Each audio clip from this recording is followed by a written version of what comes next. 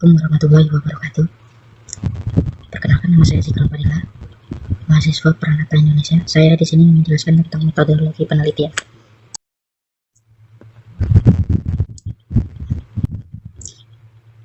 Tujuan penelitian. Penelitian itu sendiri bertujuan untuk menciptakan ilmu pengetahuan baru atau menerapkan teknologi untuk memecahkan suatu masalah. Peneliti itu sendiri terjadi karena adanya dorongan rasa ingin tahu mengenai sesuatu hal yang sedang terjadi di lingkungan sekitar. Seseorang melakukan penelitian untuk mencari jawaban dari permasalahan yang sedang terjadi. Kegunaan penelitian. Memahami masalah. Peneliti memperjelas suatu masalah atau informasi yang tidak diketahui dan selanjutnya menjadi tahu.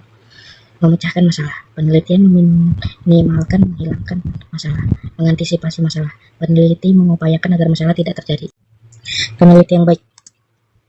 Masalah harus didefinisikan dengan jelas dan tajam dan tidak ambigu. Prosedur penelitian yang dipakai harus diuraikan secara rinci agar memungkinkan peneliti lain mengulangi penelitian tersebut. Desain prosedur dari penelitian harus direncanakan dengan seksama untuk memberi hasil yang seobjektif mungkin. Melaporkan hasil penelitian sejujurnya. Analisis data memadai dan metode analisis harus cocok. Kesimpulan ditunjang hasil penelitian. Keyakinan hasil penelitian akan lebih besar jika peneliti berpengalaman, mempunyai nama baik, dan mempunyai integritas. Tahapan penelitian. 1. Identifikasi masalah. 2. Perumusan masalah. 3. Penelusuran pustaka. 4. Perancangan penelitian. 5. Pengumpulan data. 6. Pengolahan data. 7. Penyimpulan hasil. Produk penelitian. Produk atau inovasi baru yang dapat langsung dipakai oleh industri, bukan hanya sebatas prototipe. Harus paten. Publikasi di jurnal internasional. Berpikir ilmiah. Proses berpikir yang terjadi pada saat menarik kesimpulan dari pernyataan-pernyataan yang diketahui benar atau dianggap benar biasanya disebut dengan penalaran atau reasoning. Struktur penalaran itu sendiri terdiri atas masukan input, proses, dan keluaran output. Penalaran sangat penting peranannya bagi peneliti dalam melakukan suatu penelitian. Pada umumnya terdapat pada macam bentuk penelitian, yaitu penelitian dengan deskriptif dan juga penelitian dengan cara kausal. Berpikir ilmiah. Peneliti deskriptif termasuk dalam riset yang bertujuan untuk fungsi dari suatu hal. Contoh riset deskriptif adalah seperti bagaimana persepsi konsumen terhadap kepuasan penggunaan teknologi baru. Peneliti kausal bertujuan untuk menentukan hubungan sebab akibat dari suatu hal. Berpikir ilmiah. Penalaran adalah suatu proses berpikir manusia untuk menghubungkan data atau fakta yang ada sehingga sampai pada suatu simpulan. Fakta atau data yang akan dinalar itu benar-benar dan juga tidak. Kalimat pernyataan yang dapat dipergunakan sebagai data itu disebut proposisi. Penalaran deduktif. Penalaran deduktif adalah penalaran yang berdasarkan pada pengetahuan sebelumnya yang bersifat umum serta menyimpulkan pengetahuan baru yang bersifat khusus. Seperti ini: teori, hipotesis, observation, confirmation. Contoh penalaran deduktif. 1. Premis 1. Semua makhluk adalah ciptaan Tuhan. Dalam kurung U. Premis 2. Manusia adalah makhluk hidup. Dalam kurung U. Simpulan. Manusia adalah makhluk ciptaan Tuhan. Dalam kurung K. Deduktif silogisme. A. Premis mayor. Semua manusia akan mati. B. Premis minor. Si A adalah manusia. C. Kesimpulannya, si A akan mati. Secara singkat silogisme dapat dituliskan jika A sama dengan B dan B sama dengan C, A sama dengan C. Deduktif antimem. Antimem adalah silogisme yang dipersingkat di saat tertentu orang ingin mengemukakan sesuatu hal secara praktis dan tepat sasaran.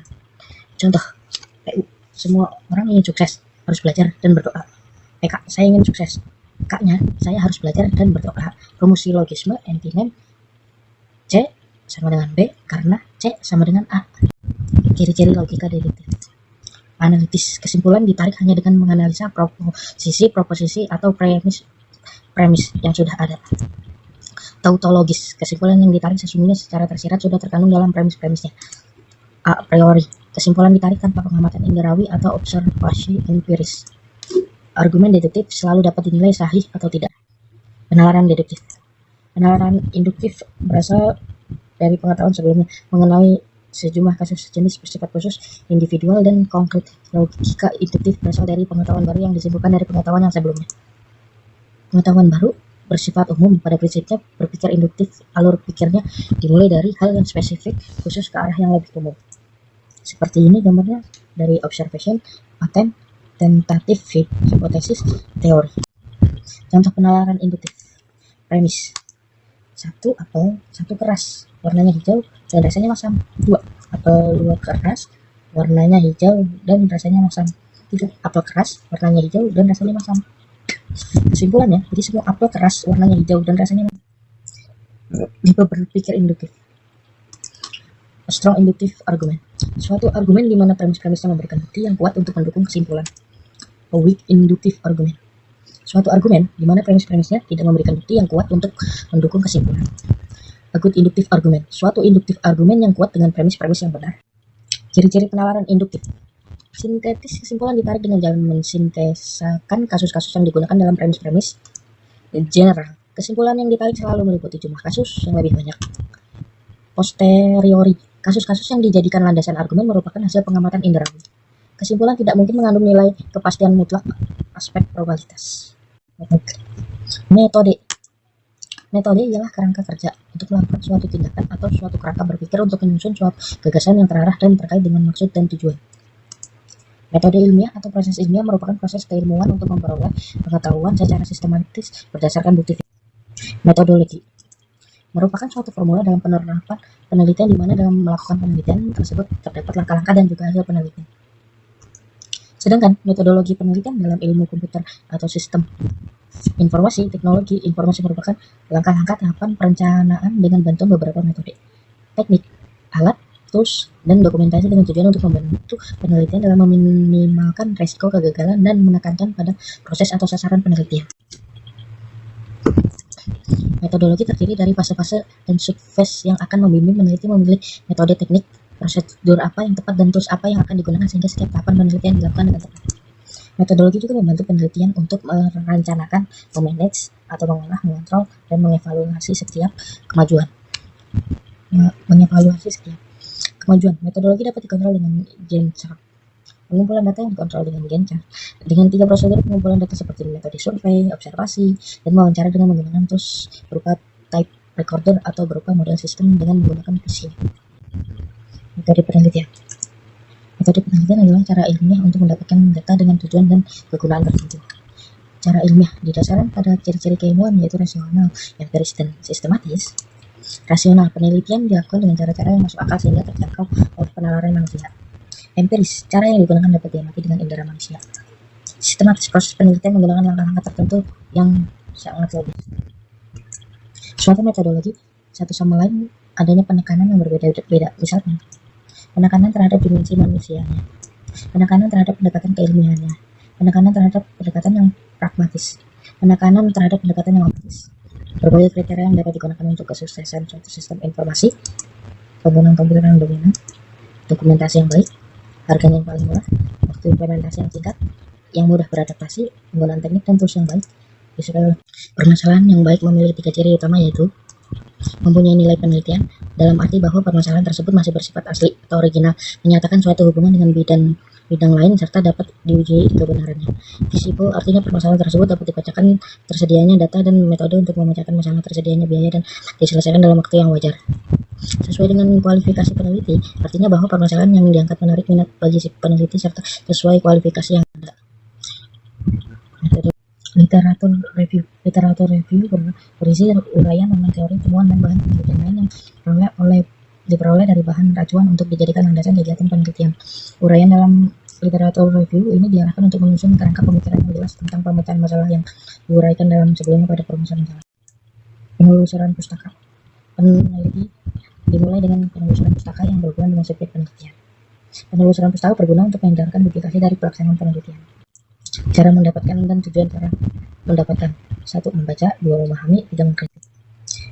Tujuannya memberikan ide topik penelitian yang akan kita lakukan, mendapatkan alasan teori yang bisa mendukung pemecahan masalah yang diteliti. Isi literatur review berisi ulasan atau rangkuman. Sumber pembanding. Penelitian yang dilakukan oleh peneliti lain dapat juga dimasukkan sebagai pembanding dari hasil penelitian. Semua pernyataan dan atau hasil penelitian yang bukan berasal dari penulis harus disebutkan sumbernya dan tata cara mengacu sumber pustaka mengikuti kaidah yang ditetapkan. Suatu literatur review yang baik haruslah bersifat relevan, mutakhir, dan memadai. Cara melakukan tinjauan literatur. 1. Landasan teori. Tinjauan pustaka semuanya merupakan cara untuk melakukan tinjauan literatur. Literatur review merupakan suatu cara untuk menemukan mencari artikel-artikel buku dan sumber-sumber lain seperti tesis disertai proceeding yang relevan pada suatu isu tertentu atau teori atau riset yang menjadi interest kita. Literatur review merupakan suatu kerangka konsep atau orientasi untuk melakukan analisis dan klasifikasi fakta yang dikumpulkan dalam yang dilakukan. Sumber-sumber rujukan, buku, jurnal, majalah yang diacu hendaknya relevan dan terbaru serta sesuai dengan yang terdapat dalam pustaka acuan. Literatur review dalam melakukan review kutipan pendapat pakar, kemudian lakukan pembahasan dan sikap kritisnya mengenai suatu topik bidang ilmu. Dari literatur review, itu yang perlu dilihat adalah perlunya menganalisis, mensintesis, meringkas, membanding hasil-hasil penelitian yang satu dengan yang lainnya. Literatur review membantu peneliti dalam pencarian tujuan serta membantu dalam menguraikan bagaimana penelitian tersebut dilaksanakan. Dalam menguraikan penelitian, perlu dijelaskan mengenai perubahan atau variabel yang digunakan, model yang digunakan, perancangan penelitian, sampling dan teknik pengumpulannya, analisis data, dan cara penafsirannya. Tujuan adalah agar orang lain bisa melakukan pengulangan terhadap penelitian yang sama. Komponen utama literatur review: kerangka, teori, kedua, kajian yang terkait dengan topik atau tema penelitian. Tujuan akhir dari literatur untuk mendapatkan gambaran yang berkenaan dengan apa yang sudah pernah dikerjakan orang lain sebelumnya. Gambaran itu terkait dengan isu yang ingin diteliti, namun yang perlu diingat adalah jangan membahas isu yang sudah kedaluarsa. Ada beberapa isu yang teorinya muncul di tahun yang lalu atau lama, artinya bila kita mereview literatur mulailah mengacu pada teori atau mereview dari tahun terbaru hingga tahun yang sebelumnya. Aspek literatur review: survei artikel yang terkait dengan isu yang kita minati. Kedua, berikan evaluasi ringkas gambaran-gambaran yang ada, mendapatkan masukan yang terkait dengan isu dari publikasi yang terbaru hingga publikasi terlama, kita bisa mendapatkan gambarannya secara jelas. Ada beberapa hal yang terkait dengan literatur review. Apa yang menjadi masalah dan kenapa masalah itu penting untuk dipecahkan? Apakah masalah tersebut telah ditemukan? Mulailah menetapkan permasalahannya sesimpel atau sesederhana yang kita bisa. Apakah metodologi penelitian sudah dimulai? Bagaimana mendapatkan dan memanipulasi data? Sudahkah data yang dimanipulasi tersebut diinterpretasikan? Apa kontribusinya terhadap penelitian yang dilakukan? Apa kesimpulan yang bisa diambil terkait dengan permasalahan? Apakah kesimpulan yang dibuat sudah cukup menjawab dari problem yang sudah ada? Manfaatnya: menempatkan posisi pekerjaan kita pada posisi relatifnya, menggambarkan keterhubungan antara suatu peneliti dengan peneliti lainnya yang terkait dengan point of interest kita, mengidentifikasi cara lain yang menginterpretasikan dari cara gap atau kesenjangan itu yang akan dikumpulkan di piece analisis, dan diantaranya penelitian sebelumnya konstrak pertentangkan menjadi poin untuk review literatur. Ini menjadi dasar kita untuk penelitian dengan menggambarkan physics of puzzle, orang akan menggambarkan significance of the problem. Evaluasinya pada originality yang terlihat pada metodologi yang sesuai dengan pemecahan masalah. Elemen: menggambarkan subjek penelitian, isu atau teori secara objektif dari literatur review. Divisi dari literatur review dimasukkan dalam kategori contoh, mendukung, posisi relatif, dan alternatif. Menjelaskan bagaimana dari setiap literatur review, kesamaan dan bagaimana variasinya dan yang lain. Kesimpulan dari setiap bagian memberikan masukan dari berbagai argumen untuk memahami dan mengembangkan area penelitian. Langkah-langkah literatur review: formulasi permasalahan, cari literatur, evaluasi data, analisis, dan interpretasikan. Untuk mereview sebuah literatur, kita bisa melakukan dengan beberapa cara, antara lain mencari kesamaan dalam kurung compare, mencari ketidaksamaan dalam kurung kontras, memberikan pandangan, criticize, membandingkan, synthesize, meringkas, summarize.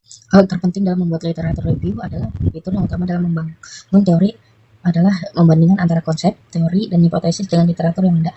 Kunci utama dari proses ini adalah melihat sebanyak-banyaknya literatur yang ada. Dalam proses ini dicari persamaan perbedaan yang terjadi antara literatur yang satu dengan literatur yang lainnya, serta mencari alasan kenapa hal tersebut bisa terjadi. Seperti ini gambarnya siklus literatur. Paling bawah tertiary literatur, kedua secondary literatur, tiga primary literatur, 4 discussion, 5 research, 6 ide. Sumber yang bisa dijadikan sebagai literatur review: paper yang dipublikasikan dalam jurnal nasional dan internasional baik dari pihak pemerintah, perguruan tinggi maupun swasta. Tesis merupakan penulisan ilmiah yang sifatnya mendalam dan mengungkapkan suatu pengetahuan baru yang diperoleh melalui penelitian. Disertai merupakan penulisan ilmiah tingkat tinggi yang biasanya ditulis untuk mendapatkan gelar doktor falsafah PH.D. disertai berisi fakta berupa penemuan dari penulis itu sendiri berdasarkan metode dan analisis yang dapat dipertanyakan kebenarannya. Jumlah jurnal maupun hasil Hasil konferensi jurnal biasanya digunakan sebagai bahan sitiran utama dalam penelitian karena jurnal memuat suatu informasi baru yang bersifat spesifik dan terfokus pada pemecahan masalah pada suatu topik penelitian. Sumber yang bisa dijadikan sebagai literatur review, majalah, pamflet, clipping, majalah ilmiah merupakan sumber publikasi yang biasanya berupa teori, penemuan baru maupun berupa materi-materi yang sedang populer dibicarakan. Abstrak hasil penelitian. Proceeding bisa dijadikan sebagai bahan literatur karena proceeding ditulis oleh seseorang profesor dan telah dipublikasikan. Dan terakhir, website. Metode penelitian. Desain penelitian merupakan pedoman dalam melakukan proses-proses penelitian, di antaranya dalam menentukan instrumen pengambilan data, pengukuran, penentuan sampel, pengumpulan data, serta analisa data. Riset eksperimen. Untuk menggambarkan riset eksperimental bisa dilakukan pada dua kelompok, di mana kelompok satu disebut kontrol tanpa diberi perlakuan apapun, sedangkan pada kelompok kedua diberikan perlakuan treatment. Diasumsikan kedua kelompok ini sama. Contoh, peningkatan hasil belajar mahasiswa yang menggunakan e-learning dengan yang tidak menggunakan e-learning. Bila dengan adanya e-learning hasilnya lebih baik, makanya benar adanya bahwa e-learning efektif meningkatkan proses pembelajaran. Perbandingan atau kontrol di antara kedua contoh di atas tersebut dengan eksperimental design. Kuasi eksperimental juga termasuk dalam eksperimental riset namun tidak punya kontrol. Kuasi eksperimental dapat diukur setelah adanya perlakuan treatment. Contoh, membandingkan bagaimana tingkat produktivitasnya sebelum adanya IT dengan sesudah adanya IT. Berdasarkan data yang dikumpulkan, dilihat bagaimana tingkat produktivitasnya. Apakah sebelum ada IT tingkat produktivitasnya pernah mencapai titik maksimal atau tidak. Kemudian juga dilihat bagaimana proses bisnisnya dan lain sebagainya. Biasanya data yang digunakan dalam penelitian ini adalah data kualitatif atau disebut one shot post control group. Tidak ada control group, biasanya data-datanya kualitatif. Causal comparative research disebut juga dengan penelitian sebab akibat, merupakan salah satu ide berpikir ilmiah untuk menyusun suatu riset metodologi. Independent variable pada penelitian komparatif tidak bisa dimanipulasi dan tidak bisa diberikan perlakuan treatment. Causal comparative research. Penelitian komparatif lebih berfokus pada dampak atau efek yang terjadi dengan cara mencari apa yang menjadi penyebab dari dampak tersebut serta melihat perbedaan yang terjadi di antara dua grup atau lebih dan diberikan penjelasan terhadap perbedaan di antara keduanya kelompok grup. Misalnya, perusahaan IT multinasional lebih inovatif daripada perusahaan IT lokal. Causal comparative research untuk memanipulasi data data bisa digunakan berbagai macam penghitungan atau uji statistik, uji T, uji Z maupun uji covariance. Causal comparative research. Bila penelitian yang dilakukan lebih ke arah penelitian deskriptif, maka hasil yang didapatkan berupa grafik sudah cukup untuk memberikan gambaran penelitian. Bila ingin mengetahui lebih lanjut apa grafik tersebut signifikan atau tidak, maka harus diuji dengan statistik. Causal comparative research. Dalam menganalisa penelitian, kita tidak harus selalu menggunakan analisis statistik, namun juga bisa menggunakan analisa lainnya seperti analisa statistik deskriptif maupun analisa kualitatif dengan menggunakan data-data berupa tabel, grafik, dan model-model. Analisa statistik dan analisa secara kualitatif keduanya saling melengkapi di mana ada kaidah-kaidah ilmiah yang harus dipenuhi baik metode, teknik maupun causal comparative research. Penelitian yang dilakukan dengan pendekatan kualitatif biasanya memiliki sampel yang terbatas, sedangkan untuk penelitian kuantitatif sampelnya cukup besar. Kombinasi dari kedua penelitian tersebut bersifat saling menguatkan. Penelitian yang bersifat kualitatif, kualitas datanya harus reliable, valid, dan desain harus benar. Kualitatif bukan berarti berkualitas. Pengukuran dua variabel determine degree of relationship between them, coefficient korelasi, misal R sama dengan 0,50, deskripsi dan prediksi dari setiap hubungan. Unlike eksperimen, tidak ada variabel yang dikontrol. Korelasional research. Bentuk penelitian lain yang sering disebut peneliti kuantitatif ialah penelitian korelasional ex post facto. Penelitian ini dilakukan untuk melihat hubungan di antara dua variabel. Korelasi tidak menjamin adanya causality, hubungan sebab akibat, tetapi causality menjamin adanya korelasi.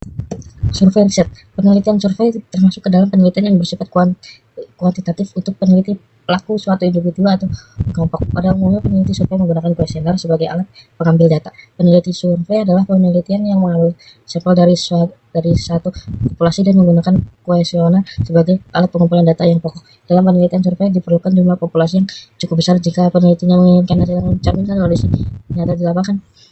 Metode survei ini sangat populer dan banyak digunakan dalam penelitian sosial dan bisnis karena cepat dan mudah untuk dilaksanakan. Survei research. Dalam satu instrumen pengumpulan data dalam penelitian adalah kuesioner. Kuesioner berisikan pertanyaan-pertanyaan yang berstruktur berkaitan dengan permasalahan dalam penelitian. Kuesioner ini nantinya akan disebarkan kepada responden atau objek yang menjadi pusat penelitian. Survei research. Sebelum kuesioner disebarkan kepada responden, sebaiknya kuesioner diuji cobakan terlebih dahulu kepada sejumlah kecil responden. Hal ini berguna untuk mengetahui validitas dan reliabilitas dari alat ukur yang dimaksud. Selain itu juga bisa digunakan untuk mengetahui kemungkinan diterima atau ditolaknya hipotesis yang telah dirumuskan. Jika ternyata dalam uji coba kuesioner ini terdapat banyak kesalahan, maka peneliti bisa mengubah atau menyempurnakannya. Survei riset. Peneliti survei dapat digunakan untuk maksud 1. Penjajaran eksploratif, deskriptif, penjelasan eksplanatory atau konfirmatori, yakni untuk menjelaskan hubungan kausal dan pengujian hipotesa. 4. Evaluasi. 5. Prediksi atau meramaikan kejadian tertentu di masa yang akan datang. Penelitian operasional dan pengembangan indikator-indikator masalah. Kekuatan survei terletak pada data yang diambil langsung dari objek yang diteliti dengan mengajukan pertanyaan secara terstruktur. Kelemahan survei terletak pada apa yang dijawab oleh responden sebelum tentu sesuai dengan isi hati. Mungkin saja jawaban yang diberikan hanya berupa refleksi sesaat yang bukan berdasarkan apa yang dirasakan. Research sampling atau study sampling berguna untuk mencari dan meneliti sebagian kecil dari objek, situasi, atau peristiwa. Sebagian individu yang diteliti dalam penelitian tersebut sampel atau contoh, sedangkan semua individu yang diperoleh dari eksperimen tersebut disebut dengan populasi. Populasi adalah sekelompok orang, kejadian, atau segala sesuatu yang mempunyai karakteristik tertentu. Anggota populasi disebut elemen populasi penentu. Populasi berbeda dengan unit analisis. Unit analisis bisa pada tingkat individual, kelompok, atau organisasi. Jika unit analisis adalah individual, maka populasi data akan menentukan siapa dan berapa individu yang akan disakiti. Populasi terdapat satu hal penting yang harus diperhatikan adalah keadaan homogenitas populasi. Jika keadaan populasi homogen, maka jumlah sampel tidak menjadi suatu permasalahan. Tetapi jika keadaan populasi heterogen, maka peneliti harus menyelidiki kategori-kategori heterogenitas dan seberapa besar populasi dalam setiap kategori yang ada. Pemilihan sampel. Peneliti dapat melakukan penelitian terhadap semua elemen populasi dalam kurung penelitian sensus, namun juga dapat meneliti sebagian dari elemen populasi. Penelitian sampel. Alasan dilakukan penelitian sampel. Jumlah elemen populasi relatif banyak. Kualitas data penelitian sampel sering lebih baik daripada penelitian sensus. Proses penelitian dengan menggunakan sampel relatif lebih cepat daripada sensus. Penelitian sampel dapat menghindari penelitian yang bersifat merusak. Inilah gambar sampling. Teknik sampling, sebelah kiri probability sampling, sebelah kanan non probability sampling. Pemilihan sampel. Research sampling atau study sampling berguna untuk mencari dan meneliti perusahaan karyawan dari semua objek itu, yaitu sebagian individu diselidiki dalam penelitian tersebut disebut sampel atau contoh. Yang dimaksud dengan sampling menurut kajian statistik adalah memilih n buah objek psikologi dari n buah objek psikologi yang lain. Sampling adalah memilih n buah psikologi dari sebuah populasi berukuran n. Tipe sampling menurut proses pemilihan. Sampling dengan pengembangan sampling with replacement. Satuan sampling yang telah terpilih dikembalikan lagi ke dalam sisi sebelum dilakukan proses pemilihan berikutnya. Sebuah satuan sampling bisa terpilih lebih dari satu kali sampling tanpa pengembalian. Satuan sampling yang telah terpilih tidak dikembalikan lagi ke dalam populasi. Tidak ada kemungkinan suatu satuan sampling terpilih lebih dari sekali.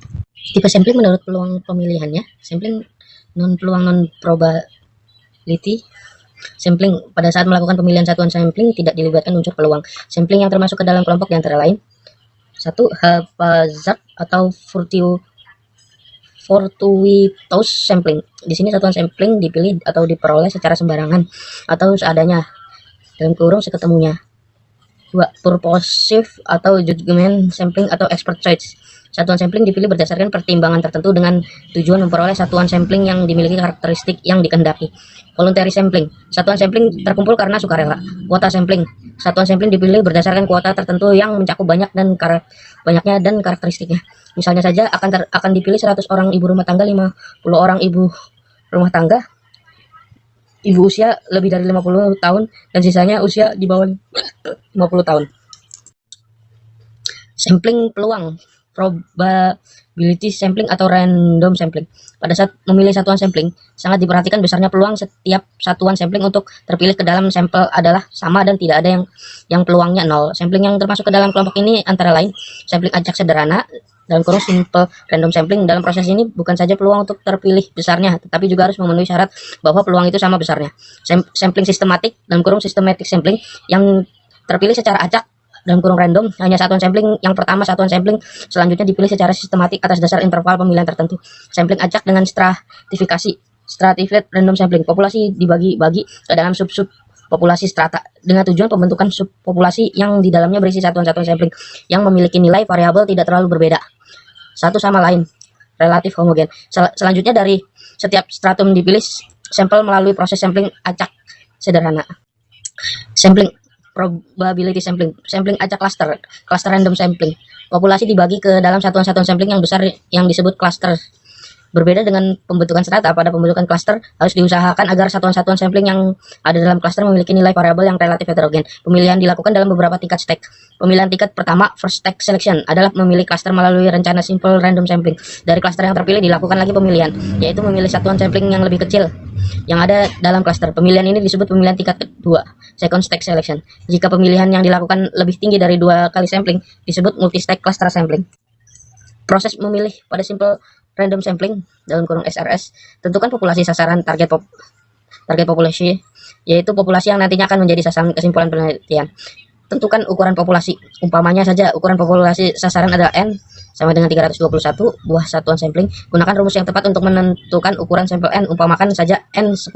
Sediakan tabel angka random. Proses memilih seperti ini gambarannya, simple random sampling dengan tabel angka random. Ukuran sampel dalam penelitian ini adalah bagian dari populasi, yaitu karyawan PT Dharma Pala Usaha Sukses Cilacap tahun 2014 yang terpilih menjadi sampel. Sampel dipilih dengan metode simple random sampling. Ukuran sampel ditentukan dengan metode Slovin dengan rumus sebagai berikut.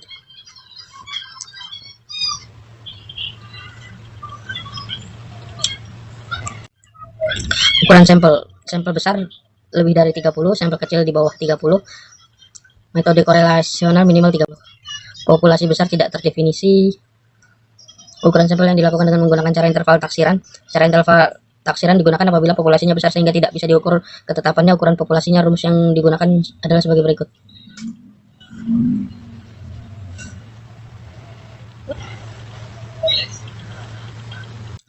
Action research, penelitian tindakan adalah cara melakukan masalah pada saat yang bersamaan. Penelitian tindakan ini merupakan metode yang didasarkan pada tindakan masyarakat yang seringkali diselenggarakan pada suatu latar yang luas, seperti di rumah sakit, pabrik, sekolah.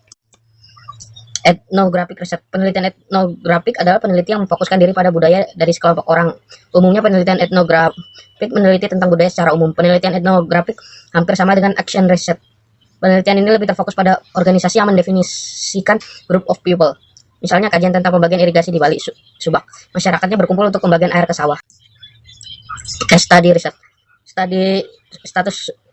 studi kasus merupakan penelitian yang memusatkan perhatian pada suatu kasus tertentu dengan menggunakan individu atau kelompok sebagai bahan studinya. Penggunaan penelitian studi kasus ini biasanya difokuskan untuk menggali dan mengumpulkan data yang lebih dalam terhadap objek yang diteliti untuk dapat menjawab permasalahan yang sedang terjadi, sehingga bisa dikatakan bahwa penelitian bersifat deskriptif eksploratif. Case study research, peneliti studi kasus datanya harus berupa data primer. Data ini dapat dikumpulkan dalam bentuk dokumen-dokumen yang telah divalidasi dan dilakukan verifikasi konfirmasi data primer source-nya. Dalam hal ini perlu dicari data primernya. Sumber data yang diambil dari tesis atau disertai tidak bisa digunakan karena data tersebut bukan data primer melainkan data tertiar karena diambil dari data lain yang kemudian diolah. Kita bisa mencari pemecah studi kasusnya tersebut dengan cara biarkannya polanya dari studi-studi yang telah ada. Wassalamualaikum warahmatullahi wabarakatuh.